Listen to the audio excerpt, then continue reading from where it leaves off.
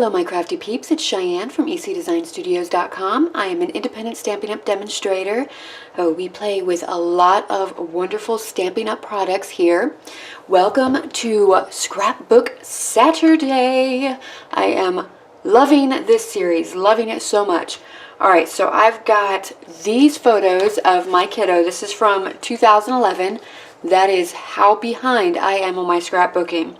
And this was my first time making, I believe it's pronounced ongiri, basically salted rice triangles made from sushi rice, and it was a whole lot of fun. They were like nice little snacks that I made. So this was Ethan's first time trying it out.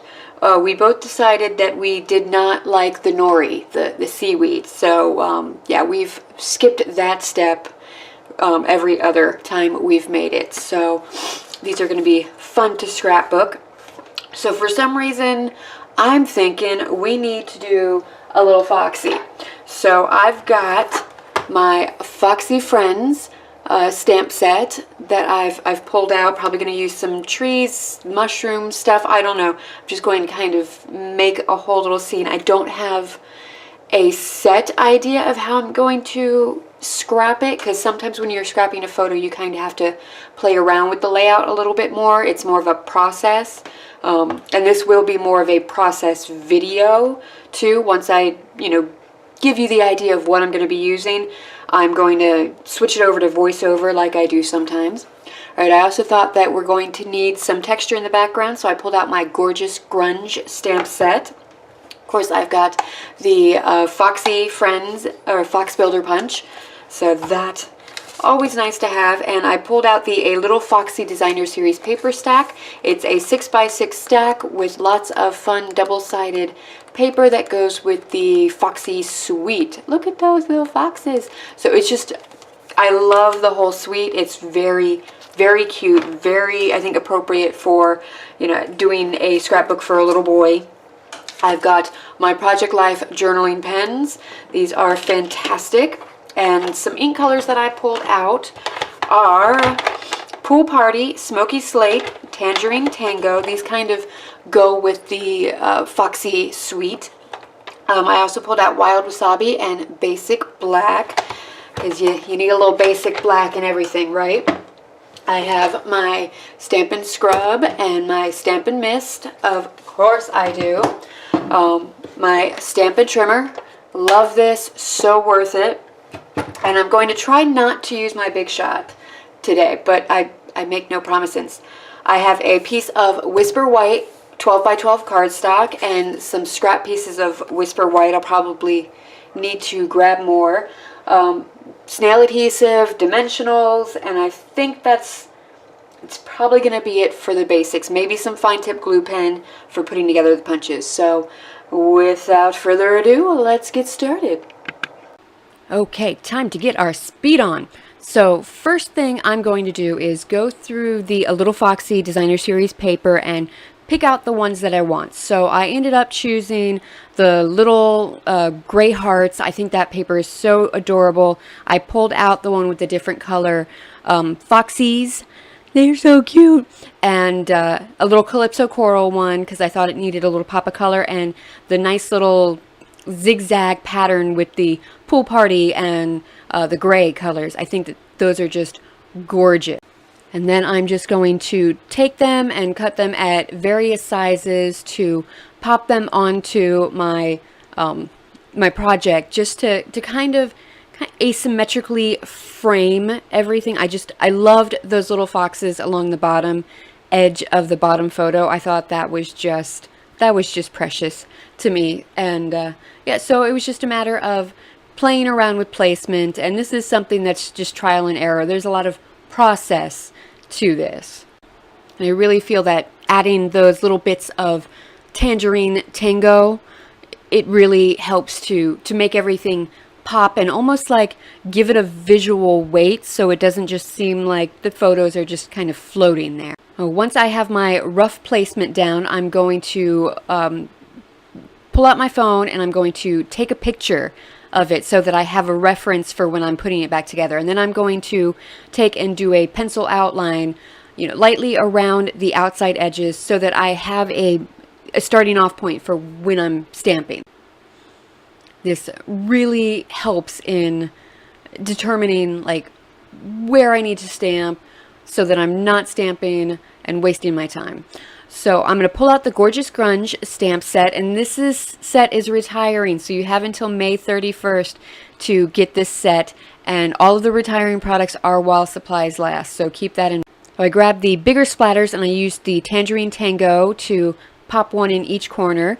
That finer splatter I'm going to use with Pool Party and get that in a couple spaces, and then the big like chunky splatters I'm going to use with the Basic Gray or Smoky Slate, whichever one I pulled out. I can't remember off the top of my head. And I'm just going to pop those around to give it a little bit more.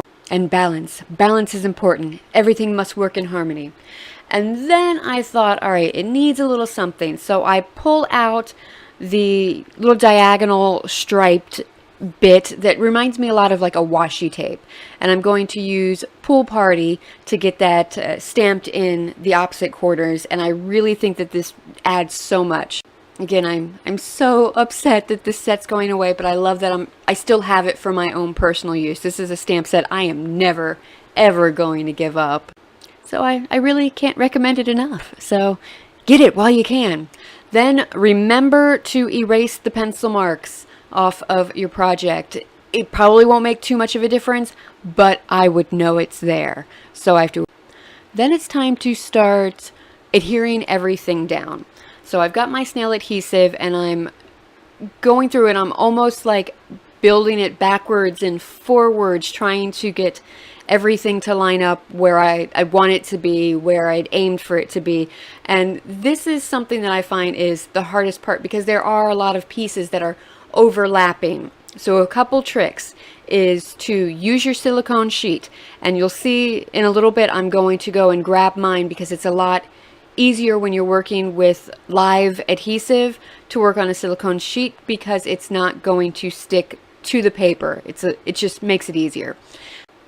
The next step is to work in quadrants, like go step by step and slowly build it up from there. And the last tip, which might be the most important, is to be careful with how much adhesive you're using so that you're able to kind of slide the pieces, behind each other to adhere it down. Your pages are going to live in a page protector. They don't need to be adhered down super strongly or anything. So keep that in mind and just find your process. Find your process. And eventually you will have everything adhered down. You can see it's taken me quite a while, and this is sped up. So just imagine how long it actually took me. In reality, this page took, I believe, 45 minutes for me to complete from start to finish. Now that everything is adhered down, it's time to get our Stampin' on. So I'm going to grab the 2 pine trees that are in it, and I'm going to use Wild Wasabi to stamp with them. The larger pine tree, I'm going to use Wild Wasabi at full strength, and the smaller one I'm going to stamp off, and then I'm going to stamp it onto the piece of paper. And I just found that really helped to give that little extra depth without having to grab another. And then I have to decide what fox I want to use. There's a lot of different options in this stamp set. So at first I was pulling out the solid image ones because I knew I was going to use my Fox Builder Punch. But then I decided, no, I really like the fox with like the white chest piece and a little white spot on its tail, so I end up using that. It's my go-to fox. And my absolute favorite color to stamp the fox is the Tangerine Tango. It is such a wonderful foxy color. I love it. So I'm going to go ahead and stamp that onto my scrap piece of Whisper White. And I'm going to then arrange it so that I'm stamping just the head so that I can pop out just the head with the fox punch. And then it's time, after I pop out the little fox head, look at that, so easy, so easy. And you could totally just use a solid color cardstock and go to town with all of this. And Then it's time for fussy cutting.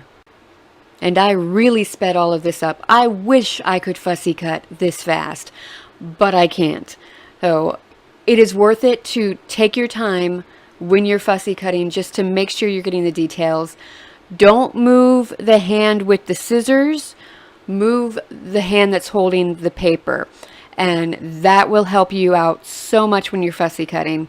And sometimes it helps if you don't edit as much when you're first doing your cut. You can always go back and remove more as you're cutting out and you're deciding what you like. I knew that I only wanted a little small white border around it just to kind of help pop it off the paper and separate it from the pattern paper that it was going to be on top of. And with the fox, I definitely, the whole part where the tail is, I skipped off that for a little bit and then went back to it. Because sometimes not having all of that extra paper around, it really helps you to get in there. But yeah, this is sped up 4 times fast. So just imagine how slow I was cutting in real life. But that's okay. This isn't about how fast you get it done. It's how wonderfully put together it is in the finished product. Oh, then it's time to stamp the fox face on. Now you'll see that I'm stamping onto the fussy cut piece, completely forgetting that I had cut out the fox head. You'll see in a minute where I realize, oh my god, I totally messed up. Not that it was a mess up, but it's like I didn't need to stamp that. That wasn't necessary. So then I stamp onto the actual fox face. It's going to be over top of it, and then everything is good and right in the world. And I get the little feet. I really think that the little feet stamped on, they complete it. Complete it, like Jerry Maguire. And that's when I realize I stamped the wrong face. Dun dun dun! So after all that is done, I always use a baby wipe to make sure I don't have inky fingers. I do this a lot throughout the process, especially when I'm working with a lot of whisper white. And then it comes time to actually figure out where I'm putting everything. So that's the fun part. I like to pop up the Foxy head with a dimensional just to give it a little extra dimension. And then I decided I wanted the fox on top of the little square hearts. And then I wanted the pine trees to be on their own up on the other hearts. I didn't realize till now that I kept it to the hearts. So that was nice. The big pine tree, I went ahead and adhered with the fine tip glue pen. I have been working with this a lot and I really love it. And then I added a little dimension to the little pine tree with some dimensionals, and I added more dimensionals to the Foxy friend so that he pops up a little bit. And that is all the dimension that I have on this layout. And before I adhered my Foxy friend, I thought I need something to kind of pop it out more. So I decided to do a faux stitching around the square.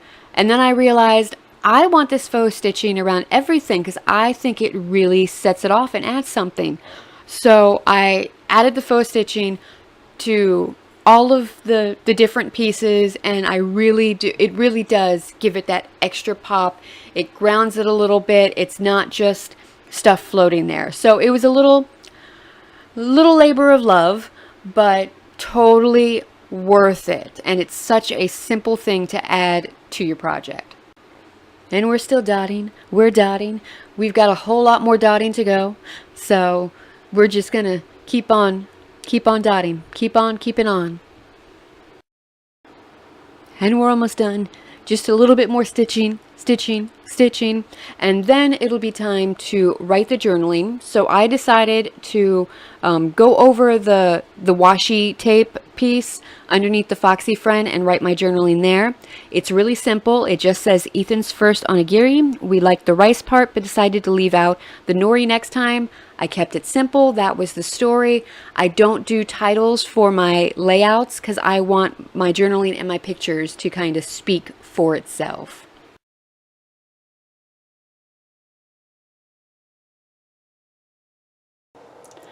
And now we have today's finished layout. I am very happy with how this turned out. I really do feel like it is setting off my photos, and they are the main focus of this. I'm loving the whole little technique where I have a little Foxy Designer Series paper layered in there. I just think that's awesome. Just a little bit of dimension added with these fussy cut pieces. I just think it's wonderful. Gorgeous Grunge is always great for a little paint splatter effect.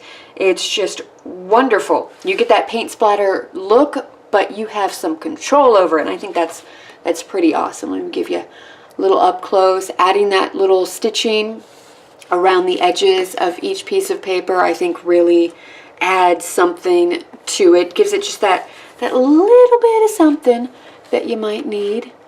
And I love the diagonal like washi tape little piece. I think, you know, depending on what color, like that just looks great. Like if ever you need like a little something in your layout, go ahead and add, you know, that stamp to it, and it'll make a world of difference in, you know, the coordinating colors and everything. But I love that. I love that all of the colors do coordinate in this. That's one of the things I think is fantastic about Stampin' Up. Everything goes together and coordinates, and it's just wonderful. It's just wonderful.